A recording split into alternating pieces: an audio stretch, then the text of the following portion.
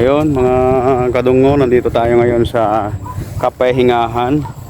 Ayan, mangunguha tayo ng paragis. Ayan o, mga paragis. Gagawin natin tsaa. Ayan, gagawa tayo ng tsaang paragis. Ayan, to.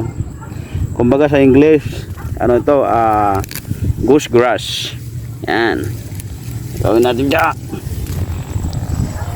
Ayan. Ayan. Kuha tayo ng marami-rami.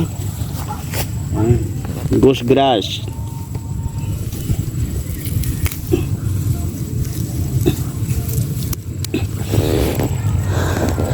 Mahirap bunutin kasi ito yung tinatawag naming mga Ilocano, gagabuton. Gagabuton. Yan, naimas nasamit ti kuha na dito iti sabaw na no malaga no may kuha paburek pang paisbo